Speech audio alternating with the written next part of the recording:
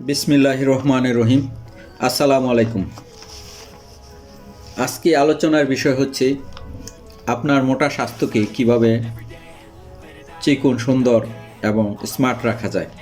আমাদের স্বাস্থ্যকে স্লিম, সুন্দর ও সুস্থ রাখতে হলে নিয়মিত সুষম খাবার খেতে হবে এবং সেই সুষম খাবারটা হবে পরিমাণ মতো। বর্তমানে যাদের স্বাস্থ্য মোটা আছে তাদের জন্য পরামর্শ হলো দৈনিক খাবার মেনুতে 5 থেকে 10% কার্বোহাইড্রেট থাকতে হবে, 20 থেকে 25% প্রোটিন থাকতে হবে বা আমিষ, যেমন প্রোটিন অর্থাৎ আমিষ হচ্ছে মাছ, মাংস, দুধ, ডিম, এবং 70 থেকে 75% ফ্যাট, সেটা হবে ভেজিটেবল ফ্যাট, কোনো অ্যানিম্যাল ফ্যাট না। যেমন ভেজিটেবল ফ্যাটের মধ্যে যেমন বাদাম, সয়াবিন, সরিষা, নারিকেল,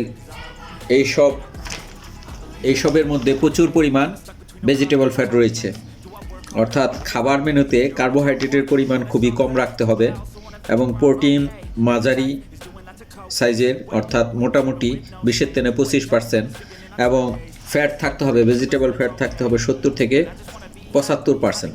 বাহিরের খাবার, যেমন বাহিরের যে খাবারগুলো হয় যেমন বিস্কিট, কেক, ফাস্টফুড, এই ধরনের উচ্চ ক্যালোরিযুক্ত খাবার মোটেও খাওয়া যাবে না।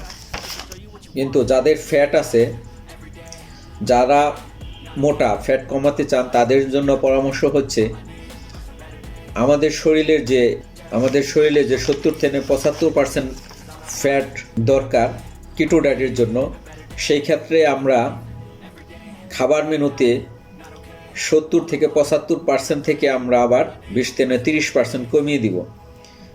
আমরা খাবার মেনুতে 20 থেকে 30% চর্বি জাতীয় খাবার আমরা কমিয়ে দিব, যার ফলে শরীরের সঞ্চিত ফ্যাট যেগুলো আছে সেগুলো বার্ন হয়ে আমাদের শক্তি উৎপন্ন হবে এবং আমাদের শরীরের যে চর্বি আছে এটার পরিমাণ কমে যাবে, ওয়েট লস হবে। সবজির মধ্যে আমরা কোন কোন সবজি খাবো সেগুলো হচ্ছে গাজর, টমেটো, সিম, মটরশুঁটি, তারপর পুদিনা পাতা, এইসব সবজি আমরা খাবো। এইসব সবজিতে ফাইবার বেশি আছে। ফাইবার বেশি থাকলে আপনার স্টোলটা অর্থাৎ মলের পরিমাণ বেশি হবে এবং কনস্টিপেশন কমে যাবে, যার ফলে কনস্টিপেশন কমে যাবে। ফলের মধ্যে আমরা আনারস, আপেল, তারপর অন্যান্য দেশি ফল প্রচুর পরিমাণে খাবো।